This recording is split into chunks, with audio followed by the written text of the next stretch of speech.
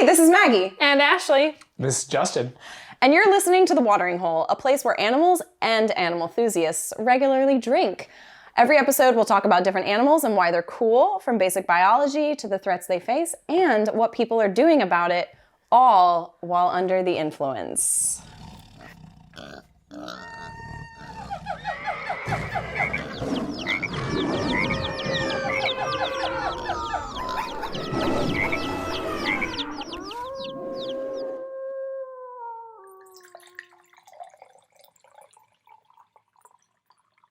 Here's the thing, Maggie always does it like based off of memory to show off. I just memorized it. Okay, so we also always joke about how shit my memory is because I don't remember fuck. And that's the only thing I can remember. That's it. So the like, one thing if I can show it off, in. I will. Yeah. But so you guys might have all heard that somebody else just introduced themselves here. We have a guest. We do. His name is Justin. Yay! Welcome. Hey. Here you are. We can cheers. Oh yes, here. Cheers. It's cans, but Okay, well mine is, yeah. it doesn't help. It sounds plastic. I will say we're drinking a beer called Trial by Wombat, appropriately named. For our YouTube viewers, you can see the can when we will put close up. It's a really ugly wombat. It is, but it's also from upstate New York. It's from Buffalo, so near my hometown of Syracuse. Which is I don't think it's an ugly wombat. I think it's just an ugly picture. There you go. Right? It's just not a great. It's not the best angle. It's like your average for passport photo. Yeah. As we were discussing earlier, that not every passport photo was created equal. Also, my very first passport photo I ever took, so I was maybe a freshman in high school, and this was back when I was still figuring out, like, oh my God, I have a unibrow, like, what do I do about it? And so I think I had done one of those, like, bleach half of my eyebrow routines. Perfect. And my face. It looked like I came out of a wax salon or something. It looked so bad. I have to get a new DMV photo. I have to go to the DMV next week or in 2 weeks, and I'm not excited to get my new photo taken. You look wonderful. Thank you. I do look better than the last time we recorded where my hair was wild because I was trying to get it to be curly again and it wasn't. I was trying really hard. Okay, so Justin is with us. Justin's like, I'm not here for this. He's like, oh my God, this is what women talk We're about. supposed to be talking about animals? Mm-hmm. So Justin and I have known each other for a few years actually. We met playing soccer, but you're also just a very exceptional professional in what you do. And so, I mean, we were playing soccer one day, but we were talking about work life stuff, and you remembered that we had a podcast, and you were like, hey, are you still doing that? I was like, yeah, do you want to be a guest? So Justin has been on podcasts before, correct? Yes. Yes. So you have experience with this. You know how to be probably a bit more professional than we are. We'll hope so. This is definitely a downgrade. Just so you know, we're not elevating your podcast profession, but we're here Justin for it. is a very smart individual, so we're asking him to kind of class it down by coming here. That's what the alcohol is for. That is exactly what the alcohol is for. I will say, Ashley and I handed him a shot the moment he walked in, just to catch him up to us. Yes. So here we are, and I'm very excited. I was saying, Justin, I've known you for an hour, but it feels like it's been years. I'm excited too. This is great. It's gonna be great. So do we have any stories to tell? No, but I will say, Justin asked what was the origin of our podcast. And I was like, we'll hold it for when we're recording. This is when we should tell that Especially for any new listeners. Right. And it's a pretty simple story, and it starts with the fact that I am a very single woman. And back in the day, and still to this day, I often would go on dates, and I'd ask a lot of questions about animals. I once asked a date what his favorite bear species was. I never knew that. A typical first date question. And his response was koala, which is wrong. That's not a bear. It's not a bear. It's some marsupial. Justin, did you know this? In the back of my mind, I did. Right? Perfect. Like not Perfect off the bat. response. Often it's said Koala bear. bear. Absolutely So, like, true. Honestly, like, it's not like shame on him. Exactly. You know? I understand where you're coming from, but I'm like, we just can't be. Yeah. And it was a fine date. I don't think we had a second date. I don't have a lot of second dates. Oh my God. Anyway, the Ashley. concept arose of a lot of times when I'm drinking, I just want to share animal facts with each other. And so I pitched this idea to Maggie.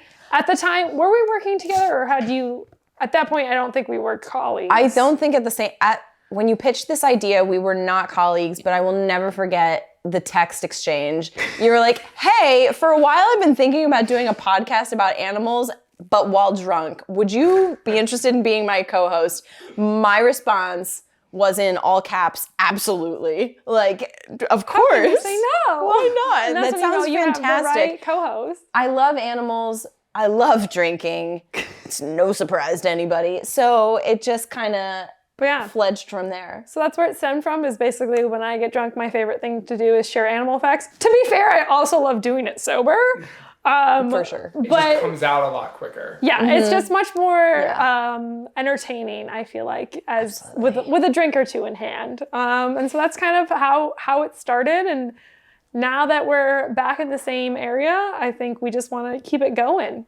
And it's fun to get other people involved because, I don't know, I just feel like when you're young, like, you think animals are cool. And then when people get older, they're like, oh, it's not cool to like animals. But like, no, they're still fucking cool. That didn't stop. Like, I You don't just know. lost your sense of You just lost wonder. imagination and Yeah. Right? Yeah. You lost the wonder. So we're hoping to bring back that wonder. So Justin, I hope you grab can carry that burden with us through this episode. I'll do my best. I'm stoked to hear whatever you picked. Yeah. I will say, I also had a bet with some of our mutual friends as to what kind of animal you chose. Oh, that's So- interesting. Oh, I'm excited to hear. Assuming that they will be listening and or watching, I cannot wait. It's going to be good. But for our regular listeners, they probably know that A, I don't do my research. B, I also never have great clues. No. So I intentionally made this one kind of easy, and I did it in about 5 seconds before you started hitting recording. So Perfect. we're gonna jump right into it. I'm gonna start with, I chose a mammal. Okay. Great. And I'm gonna give you like a phrase that you have to complete. And when you complete the phrase, each word is gonna be part of that animal's name. It's too much work, but continue. Okay, not south, but North. yes. say Great start, Justin. Why was I gonna say west? Really glad Okay, you're north. here. Thanks, Is it Justin. North American? You're honestly No. carrying Okay. this at this point. Justin's carrying the episode. No, north, great. A view upon a grassy. Plain? Knoll. Yes, Justin. All I could think of was the JFK assassination. That's all I could think of. You are I'll take it. carrying I this will episode. take it. Clearly, that's what the back of my I mind heard thought. Grassy, and I thought grassy knoll. So North That's what Knoll? happened. Okay, now last clue, or last part of the clue. Now replace the KN in Knoll with a 10-point Scrabble letter. Northern Quoll. Yes! So, I mean, that's 2 letters, but roughly, okay, fair. That was truly a team effort in Yeah. the fact Oh that my God, you I guys wouldn't- got there. I would have said Western Plain. We're going Which to isn't a America. thing. So So, Ashley, you just said Northern Quoll. Yeah. Do you know what this animal is? it's the very smiley little guy, right? Sort of. So, Is it Australian? New it is Zealand? found in Australia. Okay. It's also known as the Northern Native Cat, North Australian Native Cat, or the Satinellus. Sure. Let's call it the Satinellus. Let's stick with that one. It's a tiny, feisty, carnivorous marsupial in, where else? Northern Australia. Quolls, I'd never heard of before.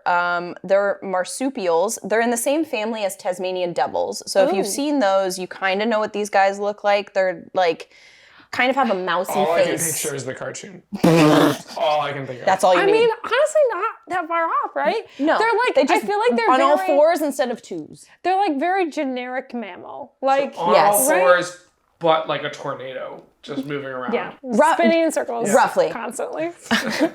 and like just destruction. Hurricane, Absolutely. mini hurricane. I mean, these guys are super feisty. Good. And Most of Australia is. there's some quote about them where like they're lively and pugnacious. That was what I read about them. They have a bit of a Napoleon complex because they're very tiny. They kind of look like a wombat. No, Oh, not at all. hard pass. Not even close. More like what Justin said. They're brown. And Wombats are brown? Yeah, but wombats have like a more cheeky, and I don't mean cheeky as in like Cheeky. sarcastic. I mean cheeky as in like they got a lot of cheek face. I do feel like that was a hard no, and if anything, it's a soft no. No, because these guys have more of a mousy face. 'Kay. That's more like Okay, a facelift. gotcha. Something. Gotcha. I'm not following at all, but okay. Fair. This is more like, I appreciate having Justin because it's like, this is probably most of our listeners are like, we have no idea what the fuck you're talking about. And this is where we say, maybe you should Google it. Here for the ride. I feel Yeah. attacked, but that's okay. So they have a mousy face and they're brown with white spots. So just imagine a giant mouse, okay, that is I'd rather not. like but yeah, because we were just talking about how you hate rats. I do. Don't imagine a rat. Imagine a mouse because Still they're hate cuter. mice, but that's okay. Imagine it like, the size of your laptop. No. Lengthwise, Okay. not the width. Anyway, they only get up to about 15 inches or 37 centimeters, whatever. Females are slightly smaller. Okay, here we go. My notes helped me out here. They're the size of a small house cat. Okay. There you go. Right. Live along the northern coast of Australia, along rocky ranges and open eucalyptus forest. They're skilled. Don't worry, this is going to get interesting. Just bear with me while I tell you some facts about them. They are skilled nocturnal hunters. They feed on invertebrates, small mammals, birds, lizards, and frogs. All right. And they'll throw in some fruits like figs just to keep a balanced diet. Okay, here we go. In the wild, males live only about 1 year. Wait, what? While females live up to 3 to 4 years. And do you want to know why that is? I mean, yeah. Give birth? Like, You're on the right track. Here's the thing, like when you think of an animal living like 1 year, you think of like a lemming, like something very small. or like a fly or something. Like imagine a house cat living a year. Oh, yeah. Wait, That's is a it, lot of work. do the females kill the males? I would Is like, it a Black Widow type of thing? Good idea. No. Not quite. But I mean, you're in the right mindset for this. Okay. tell us. Tell you. Do you give up? Yeah. So I mean, did we try? I Not had never really. given effort. on in the first place. Might as well give up. So during mating season, the males will have sex until they die. Wow. My God. That's right, folks. These are males that will forget everything, become even stupider versions of themselves, Beautiful. and just continue to pursue Just a keep female at going. all costs. Which, Justin, you're our resident male here. I mean, if there was a way to go out, that's the dream way to go out, right? To be fair, just a year of going at it. That's insane. They're living life to the fullest, you know? What else is there to do? Why not? Okay, how is this breeding strategy is what I want. The success strategy, you know how a lot of males will compete physically for dominance and like for the right to mate with a female. These guys are more like, the more I can mate, the more likely I'm going to be successful. Yeah. And so instead of bothering with any other males, they try to just get to the female first. Gotcha. Like spray and pray is kind of their method. Oh yeah, it's Mammalian real way. grotesque. So specifically, a study came out in early 2023 that found that males that are in the mating season rest for about 8% of their life or time. They spend about 8% resting, whereas females will spend close to 25 to 30% of their time resting. Is resting like sleeping? I feel like for males, it's like one eye open at this point. They're like, Because like I'm also just thinking about like humans. Well, think like, about 8 it. hours a night. That's a third of our time. Right. It's a Right. lot of time. Think about And it's human not males. enough. I mean, I guess it makes sense as to why they die. 8%. 8% of that time is spent resting. That's wild. And so instead they will just, they're just trying to like outbone the other male. I mean, what a life to live. It is. I wonder if like Viagra is made of the stuff something in these males. Like, we're gonna God. bottle the quoll and sell it as Viagra. That's basically all they have to do. So I will say, it's really funny. Like there was a quote here about them. I'll read this. By the end of the breeding season, these quolls just look terrible. They're just disheveled. They start to lose their fur. They start to not be able to groom themselves efficiently. They lose weight, and they're constantly fighting with each other as well. They'll never know if they were successful. So wait, are they mating with one female the entire time, or they're mating with all of the females and they're just kind of rotating? Great question. Glad you asked. So they will move. They're on the move to mate with as many females as possible. They're on all the apps. They honestly. Hinge. Does this Tinder, sound like someone you know? Bumble. They are. So here's not funny. It's fucking crazy. Insane. In one night alone, they will walk the equivalent of 30 to 40 kilometers in one night to mate with as many females as possible. That's too many kilometers. 35 to 40 kilometers. I think that's somewhere upwards of 20 miles. And the A females night. are here for it. Yeah. Yeah. Here's the just thing. like, We're talking a what lot It's not about. like they're getting turned away. Like the females are like, yeah, come on. We're talking a lot about the males, but the females are also like, at Here- this rate, they're busy. The females are so I feel like busy. they're exhausted. They're just like, can we just watch a movie? Like, can we take a break? Someone was just here. Can we just snuggle? Just Netflix, no chill. Like, please. I have to imagine. I honestly read nothing about the females. I just really. Maggie. Well, there I wasn't much. thought you were a feminist. I was just really interested in what the guys were doing. I mean, it makes sense.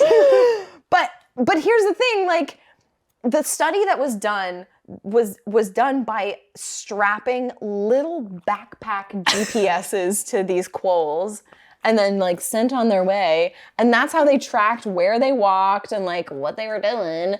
And so it was a single male times like, I don't know, however many they did. So they didn't track the females. They don't know how many times she got boned in a single night. Of course. Does anybody say boned wonder anymore? Or is if- that very millennial of me? You do. I wonder if the males that had the backpack on got more action than they normally do because they had a cool accessory. They look Yeah. cool. Is that how it works? or less, you know? Another quote from the study's authors, males that die sooner are more successful. So if you die quickly, it means you have had the most sex. Damn. So it sounds like they're dying because just all of their bodily fluids are leaving their body. Absolutely. They're just very so dehydrated. they stop eating, they stop sleeping, like everything is put towards procreation, which is That's- insane. Insane. So I have a question. So these are the northern quolls. Are there other quoll species that are different? Or is this like a quoll-wide So kind of... there are 4 types of quolls, but this is the only one known to exhibit this type of breeding strategy. Northern, Interesting. eastern, southern, western. Every part of Australia. I wish it was. I did not write down. I'm guessing there's a banded quoll. They're always banded. Oh God, but you don't have to look it up. We're gonna have to now. What types? But of that's quolls like what are a there? what a thing to develop and be known for. So there's the tiger quoll, northern, eastern, bronze. Okay, tiger is basically banded. Did I say there were 4 species? Where did I did. get that from? There's 6 apparently. Listen. Tiger, eastern, northern, western, New Guinea, and bronze. All right. That's according to that's according to Australia Geographic. Feels right. Sure. I don't know where I got 4 from. But northern- Probably Wikipedia, let's be honest. Yeah. But Northern Quoll is where the sex is at. Yep. So, all right, just to wrap up, Northern Quolls are endangered. One of the biggest threats to the Northern Quoll, besides the male's poor decision-making, are cane toads. They are an invasive species to Australia that are wiping out a lot of endemic animals. They came up an episode earlier. They're fucking awful. They're poisonous, and that's a story for another episode. Maybe we'll have to feature them soon. But otherwise, it's like habitat degradation, climate change, all that stuff. So that, ladies and gents, is the Northern Quoll. An animal focused on one thing and one thing only. Okay, so now that we've talked about the Northern Quoll, we're going to pass it over to Justin. And see what he's got to share. Okay. Do you have clues for us, All right, sir? I'll Did try. you tell him that he had to have clues? I suggested did you? it. Okay. I asked how it would work. Yeah. Gotcha. Before I listened to an episode. I think the first clue I'll give is, first clue I'm is, so nervous. I'm so nervous. it's a bird. I'll just say that. We like birds. Okay. It flies higher than any other bird species. I feel like that's not a criteria you usually look up. Like, what's the highest altitude bird? Oh my God, this is so cool. Okay, wait. I was in a plane a couple months ago and I saw a bird and we were really high up and I was like, what you doing up here, bird? Maybe it was this bird. Maybe it was this Wow. bird. Okay, high altitude bird. Okay, okay. They are known for flying for weeks at a time, like not landing during that time. Okay. A A seabird? It is a tropical seabird. Okay. Okay. So excited. Okay. Tropical seabird. Is it some kind of albatross? It is not, but they are like cousins of the albatross. Cousin of the albatross. It's not a skua, No, because they're not tropical. no. Is it? Boobies don't fly very far, do they? Do boobies fly? It's a cousin of boobies. A cousin of the booby. I don't know booby cousins. They're often called Gannet? no. Some kind of- They're okay. often called like pirates of the sky.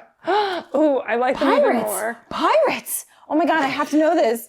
Maggie's like excitement is just escalating like exponentially. Okay, so Pirates of the sky. we've already taken Okay, pirates. So it's not that means they an steal albatross things. or a gannet or a booby or a skua. It's not a cormorant.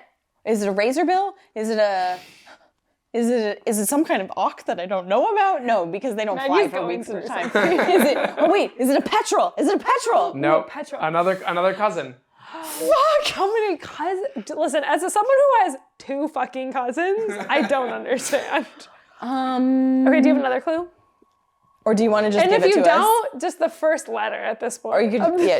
You could just Okay, this probably gives it away, but the males have large. Frigate Bird! Frigate Bird! Yes! What a moment. Wow. I'm so into it. fucking love Frigate I'm Bird. here for Frigate They're Birds. so cool. Yes! The coolest. I remember I saw a Frigate Bird and I never saw it like do its like fun thing. But I was just like, I feel like I've peaked in my birder life. Well, So- what do you define as its fun thing? Oh, when it mates and it's like giant red okay. fucking pouch goes like a So, balloon. okay, for our listeners who have no idea what just I happened. guess we should give some context. Frigate birds, you're going to tell us about what they do, but like, this is a very cool seabird, right? Like, I mean, I'm just, I've seen them It all before makes sense. in my parents' backyard in Florida and in Florida. Okay, that helps. yeah. I was like, Pennsylvania? no. I feel like they don't go that far. And I saw a few down in Nicaragua when I was there in December. So, this is so cool. Yeah, so frigate birds, they have like black feathers, they have long bills with a pointed hook at the end. They're very similar to pelicans. They have like this pouch, or at least the males do. Yeah. But the pouch is not attached to their beak. It's just kind of like on their body. Pelicans will store food Yeah. and stuff in their mouth. They can't do this. That's not what It's frigate birds are. frigate birds It's can't not store for food. in it. food. They've got a body It's pouch. just for mating. Yes. But if you look them up, the males have this like large red pouch that they can inflate that they do as kind of like a mating dance during the breeding season. Oh my God. Yeah. Is it always red? I think it's always red. So there's 5 species of frigate bird. What? There's the great frigate bird. That's what I saw. There's the Christmas frigate bird. What? Don't know. Christmas Islands. Oh, I was gonna say it was red and green. There's the Ascension frigate bird, which are also the Ascension Islands. The Magnificent frigate bird and the Lesser frigate bird, which sounds kind of mean. Could you imagine being the lesser frigate bird? After all of these great names, Magnificent, Christmas, Ascension, and the Lesser. Oh my gosh, these fly the highest out of any bird? This is what the internet told me. I believe it. That's what we believe. Yeah, but the Internet way so they don't even really like fly much so much as glide. Oh. They kind of, they flap their wings, they get up in the air. Yeah. But then they will ride. Okay, wait, I gotta scroll down my notes. They hitch a ride on a thermal column, which is kind of a rising current of warm air that lifts them to a high altitude where they can cruise about 40 miles an hour without flapping their wings. And then when they begin to descend, they just do a few little flaps and then they're back And then they're back in it? into the high altitude. God damn. Wow, that is energy efficiency to a T. That's okay. So if you've ever, one of my issues is like when I'm driving long distances, I have a tendency to like bird while drive, which is very dangerous. But there's a lot of birds that'll hang out by roads because they emit more heat. And so the hot air rises and the birds can glide for longer periods of time. Wow. I never knew So I that, wonder, actually. So I wonder if, But I guess birds are frigate birds are- seabirds. I know, Right? so I wonder where their hot air columns are coming From the sea. Well, they get so high that They're there's just, like, they can just ride it for they fucking can ever. find them, I guess. Okay, That's maybe. wild. So this isn't known for sure, but scientists think that they even like sleep while flying. Yeah. I have this How note. do you even study that? I Like, know. What do you- That's why it's not known That's for why sure. it's- yeah. But I have this note that basically says, no one is yet certain how or even if these birds sleep while flying. Some experts suggest that they sleep with only one side of their brain Yeah. while the other half remains awake and Hell alert yeah. for any threats. Other researchers claim that frigate birds do sleep, but only for about 45 minutes a day, and that is divided up by 10-second episodes. Could you imagine? Stop. Like 10 seconds? I'm a big proponent of like short, tiny naps, but 10 seconds? I mean, No. I will tell no lies, and if my coworkers hear this, I take 12-minute cat naps in the middle of the day. Hell 12 yeah. minutes. That's my That's a good time. sweet spot. It's great, first of all. Are you setting an alarm for that? Yes. I say wake me up in 12 minutes. You haven't entered a REM cycle yet, I feel like, so that's I fall why it's asleep like you're in okay. I fall asleep in 1 to 2 minutes, and then anyway, that's my sweet spot. But I think some other animals do this But where giraffes they do that. so dolphins, any marine mammal that cannot exit the ocean, like what am I trying to talk? Like a sea otter, So Cannot exit the ocean. So dolphins will turn off half their brain. It makes sense wish I that could some do other that. animal might do this. Yeah. I think other bird species do this that migrate long distances. Like that would make That's sense. what you gotta do. Like, It would make sense if they could, but yeah, how do you study that? I mean, I don't know how they Who study knows? it. It's like these are tropical birds. Like there's some in Florida. They're kind of all around the kind of Caribbean, but in like the Galapagos. But they're in the Pacific and the Indian Oceans and stuff like that. They're kind of all over. Yeah, it doesn't seem like they're necessarily migrating to a specific place. They're just kind of flying around. they're just living their life. Yeah. is so so they cool. have their breeding season where they land on an island and sometimes it's a small flock, sometimes it can be thousands of them. And oftentimes they will be on an island with some other seabirds that they're, cousins of, but they're not like directly mating with. And they'll do their whole mating ritual and all of that. And the breeding season lasts like 2 years for them. Yeah. What? They have very long, like, breeding periods. So they just want to make sure they want to commit to this particular partner Damn. before They're more committed than I am. they are So absolutely more committed than I am. They are monogamous during a mating period. Okay. So They pick one person actually, and they're like, I'm good with you for like 2 years. For the next couple years. Then we'll maybe go our separate ways, but like... And Yeah. then they'll find a new one for the next mating period. But for that mating period, for those couple of years, they are monogamous. Damn. And the females lay one egg every like mating period. Yeah. Gotcha. Which is again every couple of years, like Yeah. every 2 years. Damn, roughly. that's pretty slow. Yeah. whoa. The male frigate bird remains with his partner and the chick for up to 3 months after the egg hatches. Oh. And then both the male and the female feed the chick until the male leaves. But then the male leaves at a certain point. Yep. I don't know what they're doing after that. Just roaming around Time to trying leave. to find food. Yeah. Flying at high altitudes. The female frigate birds spend up to 18 months with their chicks. Whoa, yeah. that's a long time. The Most egg birds takes don't do- 2 months to hatch. Okay. And then the adult females feed their chick for an additional 6 months. And then are they just like kind of teaching them how to be a bird? Yeah, so Teach them how to bird. The hatchling can take 6 months to learn how to fly. Okay. And is obviously dependent on its mother during that Yeah, time. yeah. And even when they can hunt for themselves, the fledglings will stay by their mother's side for a year before gaining independence. How big are they? That's I adorable. do have that somewhere. I feel like they're like gull size. You mean the chicks They or the are- bird The itself? bird itself. So the full grown adult, bird yeah. are just under 4 feet long, but with Oh. a wingspan of 7 feet. Up to 7 feet. Okay, they're Can be bigger a than bit I more. thought. I had no idea. Yeah. Now the like long, like hanging out with mom for a really long time makes a little more sense. But I really thought they were like gull size. Did you just say 4 feet long? They have the 7 foot wingspan. Yeah, they're pretty big. That's secretary They bird have size. the largest wingspan to body ratio of any bird species in the world, What? which partially explains why they can fly for such a long period of Yeah. time. Because there's like Because their wings are so massive compared to the body, they weigh basically nothing. And so they're not even really flying, they're just gliding around. Gliding. Few flaps and they're back up to gliding. Can you imagine that life? what? Just hanging out. So when Argos Gliding is around. sitting, he's probably about 4 feet. Oh really? Like tall? Maybe. Yeah. Like imagine that as a bird. I That's don't like that. Yeah. That's too big. That's Well, and insane. its wingspan is taller than most people on Most Earth. people. Yeah. Yeah. That's wild.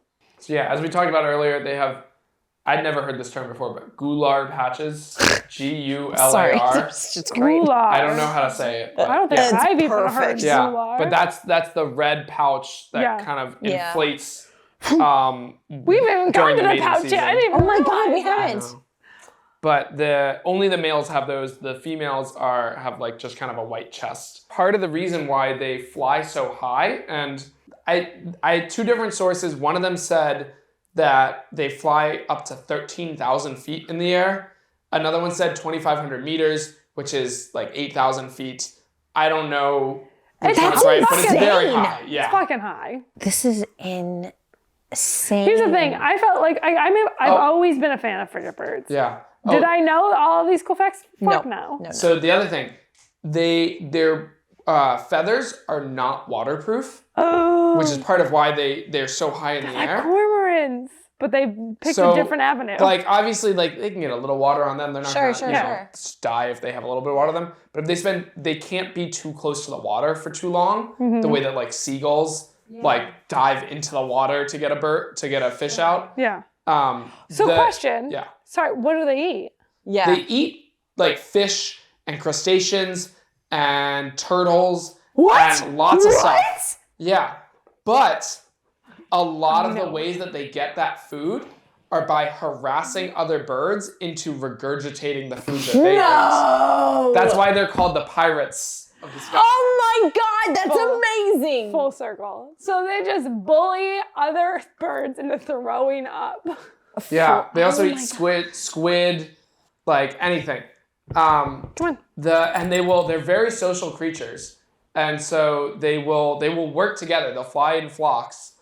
And they will work together to steal food from other bird species by pulling up the other bird's tails, their feathers, poking them.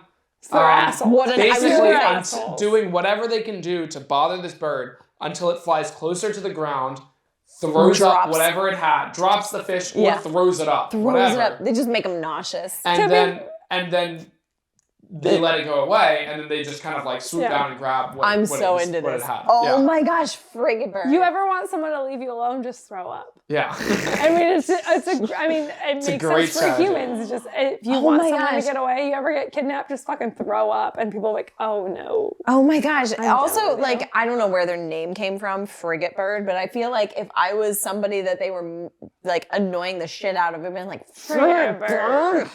I do actually know where their name came from. Oh my god, do you? They were named by the French naturalist Jean-Baptiste Dutetre. I have no idea if I said that right, but it sounds right. It was perfect. In 1667, because he said they were similar to the fast frigate ships often used by pirates to rob other ships. Pirates. Wow, he really clearly observed them. He really had it. Yeah. Charles Darwin called them the condor of the ocean when he first saw them. Oh my gosh. Yeah. The juvenile frigates learn how to harass other birds by playing a game where they hold sticks in their mouths while chasing each other in the air. I love it. And then when one of them drops the stick, the other like dives down and gets it. Oh. This is fascinating evolution. You just drooled. I just saw you drool. It's fine. We'll cut away from that. Yeah. That's wild. What? Yeah. They play a game. Okay, also, time out real quick because we don't often hear about birds playing games unless you're a crow or a raven because they're very intelligent. But like, you hear about mammals playing games to help teach them how to be an adult. Birds playing games to teach them not only how to survive, how to get food, how to be a fucking dick. Like, an asshole. Oh my They are God. huge bullies. Apparently, they also will, like, even sometimes eat the, hunt the unattended nests of their, like, competitor seabirds and eat their young. Oh, what a dick move. What a move. Like, picture, like, the school bully that is like, you know, give me your lunch money. And then eating your But the children. frigate birds are like, I don't want your lunch money, just throw up your lunch into my mouth. Right? Oh my God. And then give me your child. Wow. What a bully. I never knew that. Here's the frigate thing. birds were I like love this. an asshole animal. Like, I love an animal that's just, like, evolved to be like, I'm going to say, fuck the rest of the animal kingdom. This is why I want this done. And so I appreciate it. See, I really like rule-abiding animals. Yeah, we're different in that sense. Oh my God. This is not a rule abider. No. But, like, you gotta appreciate the innovativeness. The innovation. And, the niche. Yeah. All right. Yeah. So, they are generally, they're like doing okay in the wild. There's some danger that might be going a little too far, but just from human interaction and stuff like that, like destroying habitats, overfishing, kind of, you know, killing off their feeding source. Like bycatch and stuff. Is that a thing? Is bycatch a thing where like they get caught in nets and stuff? Not so much that, but actually fishermen will sometimes kill them either for fun or because the frigate birds are trying to steal the fish that the fishermen are catching. Oh my gosh. Wow. And also, like, humans will bring like feral animals like cats and rats and stuff like that, and they will sometimes hunt the frigate birds. Or particularly the bigger danger, honestly, seems like it's like hunting of their eggs because they are very social creatures. They all kind of breed on like, not all of them, but a lot of them will come down onto one tropical island and set up all of their nests there and lay all of their eggs. And if a cat or something some kind of gets rat, into there something, and just takes out all of the eggs, it. it will take out all of them. Oh my gosh. Yeah. But the International Union for Conservation Nature categorizes the magnificent frigate bird, which is one of the species as least of concern. Oh, good. Okay. A couple of them, the Christmas and Ascension ones, are endangered. Okay. Those are the ones on Christmas Island. Smaller populations. Smaller, yeah. So I saw something said that there were less than 7,000 Christmas Island frigate birds remaining on the island. The only known North American aquarium or zoo to house frigate birds is the Texas State Aquarium. Oh. I can't imagine they do well in captivity. Yeah. No. They have fly. one female magnificent frigate bird named Storm. Oh. Which was rescued after being wounded and handicapped during Hurricane Harvey. Oh, So, fair for them to have that. Storm is an appropriate name. Yeah. I was thinking more like she had, bleached blonde hair. One streak. Oh, wait, that's Rogue. I don't know. X-Men. Her eyes just turned all white, and then just a hurricane happened. Exactly. I think that's all I had. Oh my gosh. They live, it's estimated they live about 15 to 35 years. But it seems like they haven't been tracked very well because they kind of fly around a lot. Sorry, Maggie had one that was 0 to 30 years, so it's like... They live a couple months to 30 years. Yeah. 15 to 35, also appropriate. Right?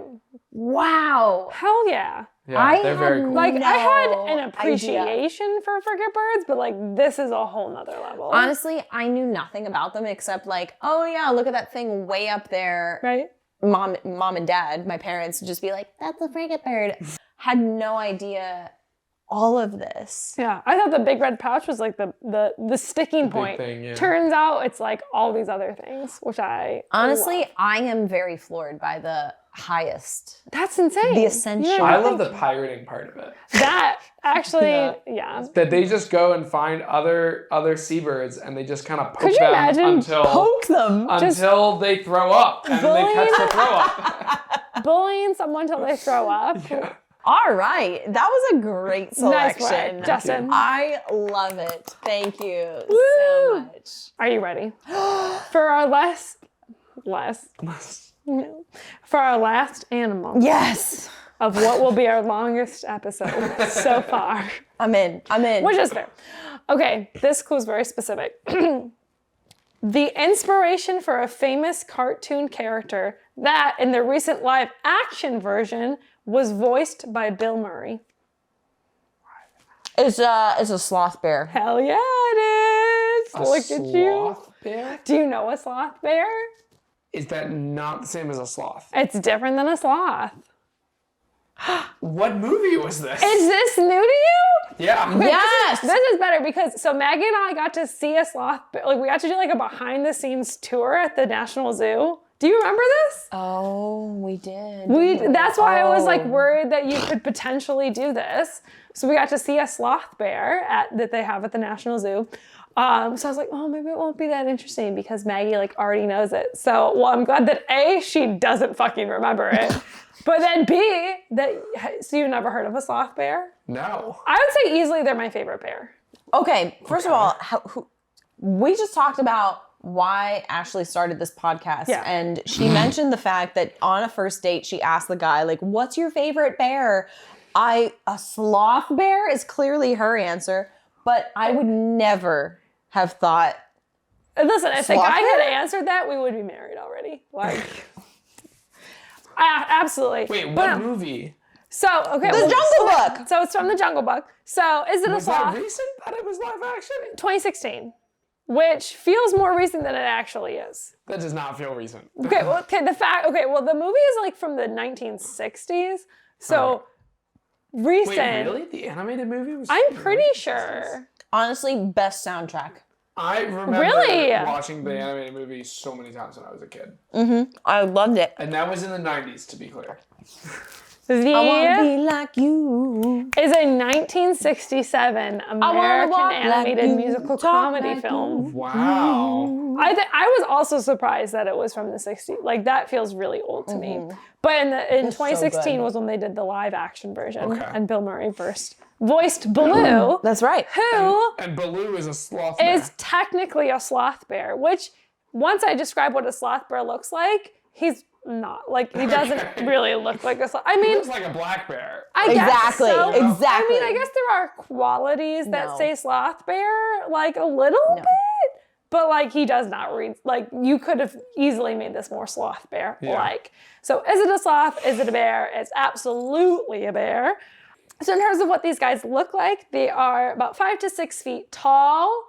They have a tail, apparently, 2.7 to 4.7 inches. They weigh between 120 and 310 pounds. So really they're like human sized, I feel like. They're like pretty comparable.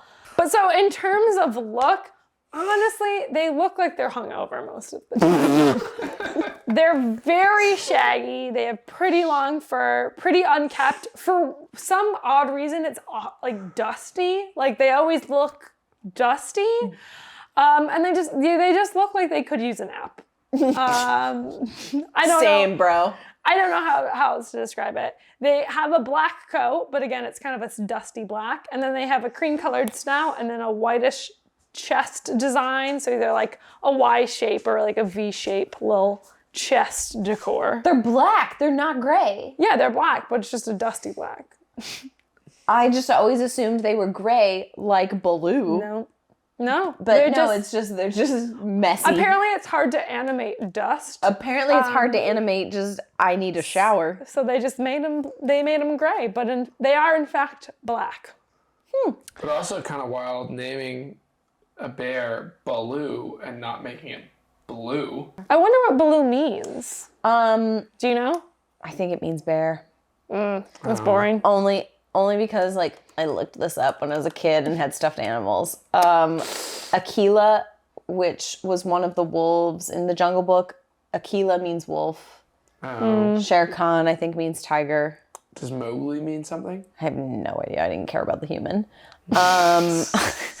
I think Baloo. Least interesting character. Yeah, I think Baloo means bear. Bagheera means panther or something. In what language? They just went like real Hindi, unoriginal. maybe? Hindi.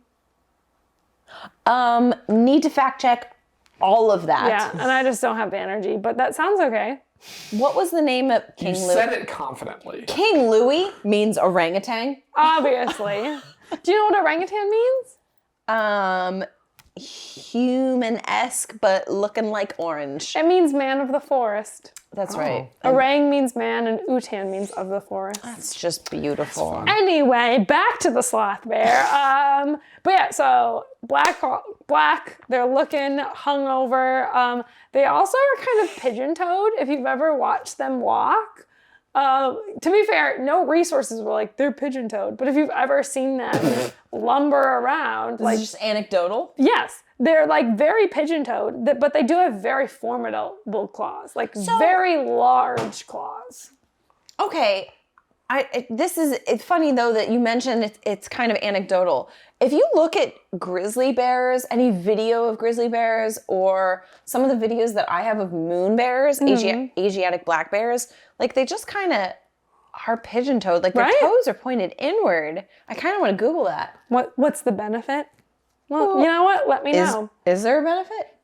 Was this a guess? Was this a rhetorical I question? have no answer. Oh, okay. I have no answer.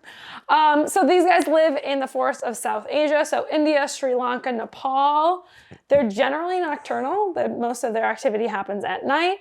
They're solitary other than when they have to mate. So they're basically just wandering around in the woods at night looking for food, which I can respect. So they are actually hungover. 100%. Wow. What do they eat? What? What do they eat? We're getting there. So they are pretty cool in that they feed predominantly on termites and ants. So like most bears you think of like grizzlies eating salmon, same thing with polar bears, maybe brown bears eating like berries and stuff like this. But these guys eat insects, ants, which they are called technically, forgive me. How does this provide them enough calories to sustain them? So they're technically myrmecophagous, which means like eating ants and Technically, insects. what does that mean? Is that their Latin name? Is that their Greek name? No. Oh, I never gave you their Greek. What does technically mean? So like, I need to know immediately. I guess like, if you eat meat, you're carnivorous. If you eat just plants, you're herbivorous. So you eat just insects. But if you eat insects, I guess or ants and termites, you're myrmecophagous. So Baloo in the Jungle Book eats that. If you watch the cartoon. Does he? I haven't he watched lifts the up a Jungle Book. rock and he's licking the ants. Oh yeah? Well, it's like, Timon and Pumbaa, right? He and the grubs. Just Eating grubs. bugs. But so these guys are even cooler in that in order to get to these termites and ants, they have these really long curved claws, again, that they're walking around pigeon-toed with. But they dig up the nests of termites, which can be rock hard. So like they're working for this food, like digging them up. Okay. And then you and I got to witness this, although apparently you don't remember it. So they actually suck the insects up through a gap in their front teeth. So like basically they make their own straw, closing their nostrils and using their lips like a vacuum nozzle to suck up any ants or termites. Wow. And so if you ever look at if you ever get the chance to look at a sloth bear skull, they don't have front teeth because if they had teeth, it would block the food, but also if they sucked up any rocks, it would hit their teeth, which would not be beneficial. So if I had not had braces, I could have done the same thing. Did you have a gap too? So any of you nerdy middle schoolers out there, you could, in fact, live life like a sloth bear. Wow. I mean, they're obviously they're eating whole colonies. Oh, they're destroying But I these imagine they have termites. to get like several a of them, ton. several colonies a day. Oh, so they will eat fruits. They'll eat mangoes, figs, and ebony. Is that a fruit? Flowering plant. But during non-fruiting seasons, 95% of their diet are these ants and termites. Wow. So they're just they have up. to eat all of them. Also, apparently, they're very noisy. It is not a quiet process. Like, you're just hearing, you know how I hate when Ollie is licking his paws? It's just constant slurping. That's just wild that just picturing a human-sized bear. Right? Yeah. Consuming enough calories to sustain itself for the day. Yeah, the caloric only intake. ants. Yeah. Only ants. Which, I mean, there are 5 ants crawling around in my desk, which I hate, but could you imagine how many ants you would require? Oh, here's a picture of us with a sloth bear. I found it. How did you find it so fast? Sometimes my memory works in weird ways. Damn. Oh, look, we're handing. That's us. That's We were us. feeding them like We mealworms. were feeding them. And you could feel them suck it out of your hand. Like Wait, legit so like will a they shaft. eat like animals or no? So I think just insects. So we got to see them at the National Zoo, and I think they feed them primarily mealworms, and you could feed them out of your hand. So you could like feel them like suck it right up. That little. I'm just like picturing one in the wild, and it just seems like they get more food in captivity than they would in the wild. Certainly, right? Well, here's the thing. I think something that people don't realize is how much more like protein and calories are in insects than we realize. Like so I've eaten a couple bugs in my life, so I'm I've had a lot of grasshoppers. very big proponent termites. of insects, but I don't know the math on this at all, but I do know that like the protein intake in an insect is like significantly higher than like meat. Like Wow. you can get a lot of calories from insects, and if we were to turn that way in terms of like, our How we future get our- in humanity, So, things could look pretty bright. quick timeout. Are all 3 of us vegetarians? Yes. Well, veg. Yeah. I eat fish, but it doesn't matter. Whatever. So I think about, would you be okay eating bugs? No, I wouldn't do it. You No, wouldn't do it? you wouldn't do it. Why? Like, philosophically, maybe, but there's a part of me that's just like, if you presented a bug to me, Yeah. I'm Would it just be like, weird? No, I'm good. So it's more of like a vibe thing than anything else. Okay. Fully. Okay. Yeah. Oh, because I've had bugs in a multitude of different ways, but like just as like raw protein, like squish it up, put it in a protein bar, I'll eat that. Like, or top it on a salad. Like, I don't have grasshoppers. I once had stewed punny worms, and I would not recommend that to anybody. Whoa. But like as a general like idea of consuming insects, I'm all about it. But like anything, it's gotta be done the right way. Like same thing as like convincing people to eat fucking tofu. Sure. I mean, Gotta prepare it right. that is accurate. So I remember I've had termites out of the air at one point. You just like, Well, you know, I was That's just what I was Pac-Man. thinking, but I couldn't figure out how to say it. I just opened my mouth and They fell went for a run. No. We caught them because they were attracted to the light that we had on, and we were in a cooking class, and we were just told like, hey, you can just eat these guys, and so that was fun. That was fine. But it as a pescatarian, like I even feel bad when I think about the fact that I'm eating a fish, just because I don't want to eat something that if I couldn't kill it myself, then like I shouldn't eat it. But eating the termites, I did kind of feel bad because I was like, oh my God, you're alive and you're about to not be. And so then I would eat it, but then I feel like you can eat it in a different way.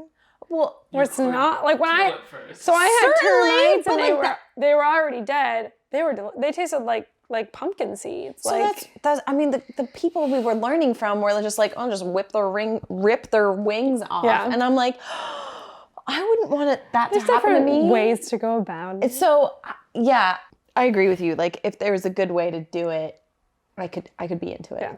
But so I think the takeaway is so sorry. That digression. Tiny little bugs are far higher in like protein and like caloric content than I think we think of. Like you think of something small as like, okay, well it's got nothing, but it's actually, I don't have anything to back this up other than just like anecdotal knowledge, but I know that bugs are relatively high in it still is a lot for a fucking, to sustain a whole person. There's a reason that so many animals like mostly consist off of bugs. Right.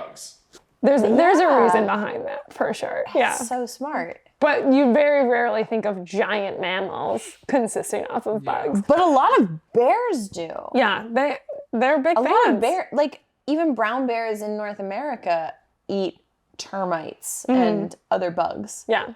Also, here's my picture of a sloth bear. Doesn't he look drunk? Or hungover? Can I see it now? Yeah, they're just like, I think also because they're nocturnal, like, they just want to sleep during the day. They want to ride it out. Like, so cute. I understand.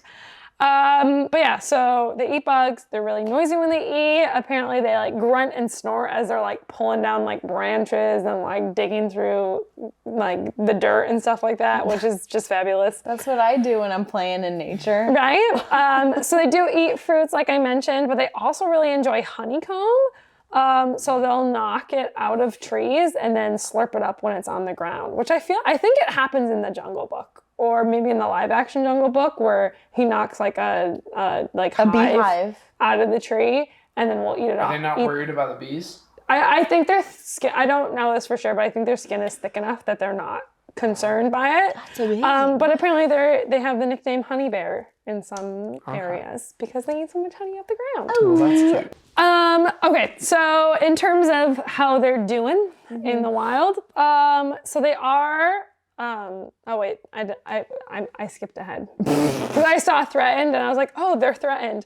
No, so when they are threatened, they will stand on their 2 feet and bare their big front claws, which are actually pretty terrifying. So they'll brandish their claws as weapons, and they also have very large front canines, so very, scary, terrifying, can fend off anything also scary. They give birth after 6 or 7 months, typically to 2 cubs. But the thing that's really cool about them is that their young ride on their back, which is unique to them as a bear species. I feel like I didn't read this, but I recall that the sloth bears have longer back, like fur, than most other bears, so that the young can grab onto it. And I feel like I remember the lady telling us that. I know that I think anteaters are the same, that they have, that baby anteaters will also ride on the backs of their mothers. That's I know cute. grebes, which are a bird, will ride on the back of their mothers. But this is the only bear that does this, which is absolutely friggin' adorable. In terms of conservation, they are considered vulnerable. Their biggest threats are habitat loss. They're hunted because they can be pretty aggressive and they can destroy crops. And they're also often captured to be used in performances. A lot of that coming from being able to train them to be on two legs, since that is the position that they take when they are threatened. So they're like circus bears. Wow. Yeah, so they are often used as performance bears, circus bears, because they can be trained in that position. Which is just incredibly awful. But generally overall, they're doing okay. But I just think they're super cool and just like very unique of the bear. I mean, I think a lot of the bears are pretty unique, but they in particular have my heart. And it's a sloth bear. Wow. Sloth bear. That's so cool. Right? So I feel do you know why they're called sloth No, bear? no, I still don't know. I think it has something to do with like they have like this long dingy fur, which is very sloth-like. Like sloths also have pretty like raggedy fur, mainly because they're moving pretty slowly. Didn't find a reason as to why these sloth bears are so dusty. I feel like a lot of animal names are just the interpretation of the person who named them. Absolutely. They're like, I think this kind of looks like this. And you're like, what? Imagine if the discovery order was like flopped or like, things were just discovered in a different order. like the sloth was instead called a bear marsupial. I don't know. Yeah. That was a good something. one. That was good. That's right. We'll keep that in. But just as a reminder, though we are animal enthusiasts, we are not scientists. No. We're Clearly. That's pretty much it. Do your own research. We just want to excite you about animals, and I think the Northern Quoll and the greater Frigate Bird, or all Frigate Birds, and the Sloth Bear are just excited to have you on board in the knowledge of them. I don't know. I feel like we did an amazing job. I think we did great. So. I mean, honestly, we just want people to get excited so that they talk about it on their first dates. I know. Right. Tune in next time when we talk about more animals, the threats they face, and what people are doing about it, which includes just talking about them so that you can get excited about them. If you are listening to us on a podcasting platform, please like and subscribe to us. It will help us reach more people who are interested in animals just like you. And if you want, maybe you could follow us on Instagram. Oh my Check gosh. out our website. We're at thewateringholepod.com or across social media platforms. We're also on YouTube, so check us out. We'll include a link in the notes here. So thank you, everybody. I just did that all off script, and I'm so stoked. I've had a lot of drinks tonight. I love that my friend Justin joined us. Thank you, Ashley, Justin. thank you so much. So good. Woo! We have made it, guys. Oh my God. It was a long episode, but I think it's going to be a good one. I think you're all going to enjoy it. Best episode yet.